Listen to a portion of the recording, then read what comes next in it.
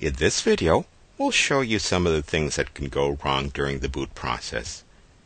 Many boot problems relate to the bootloader, which on Red Hat Enterprise Linux is known as Grub. Grub-specific issues are covered in another video. We look at other boot problems. Sure, problems can happen with the computer power-on process, also known as the power-on self-test, POST for short, but that's not related to Linux and is therefore not covered on the exam. After you select a stanza in Grub, it loads the kernel along with the initial RAM disk, as defined in the boot directory. If there are problems with that boot directory, you may want to look there, go into rescue mode and see if something is misspelled, or something silly like that.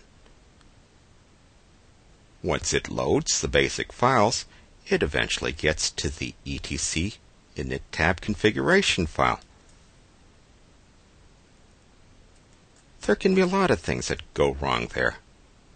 What happens if some administrator sets your default run level to 0?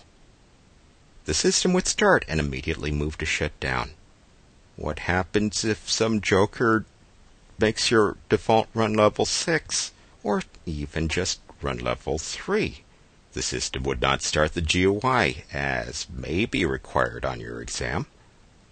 Let's look at some of the other directives. What happens if there's an error here? Your default run level is 3, yet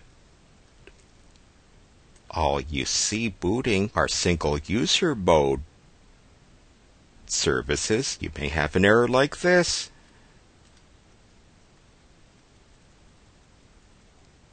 What do you think would happen if these Getty commands were commented out? Gettys are what start login terminals.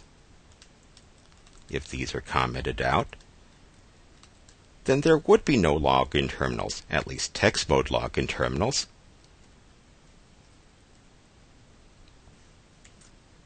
Other potential boot problems relate to files like etc/fstab.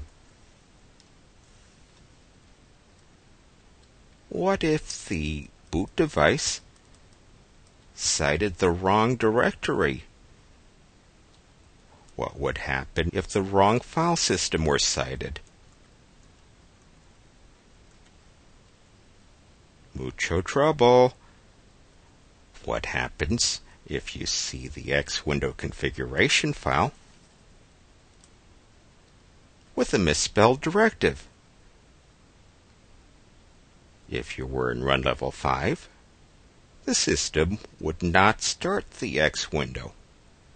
The X window configuration file, remember, is now xorg.conf in the etc/x11 directory. If you followed the instructions from a previous video, I urge you to try out different things with each of these files. Move these files to locations that the boot process wouldn't read, so you have the original file backed up in a different place. Reboot your system and find out what happens. Note how it's not fatal to the boot process if the fstab or the X window configuration file is missing. Try to introduce syntax errors into some of these files. There are other possibilities. Take a look at the rc.sysinit file. What happens if this file went missing? Would the host name still work? These are just some examples. Be imaginative. Think like a Red Hat person.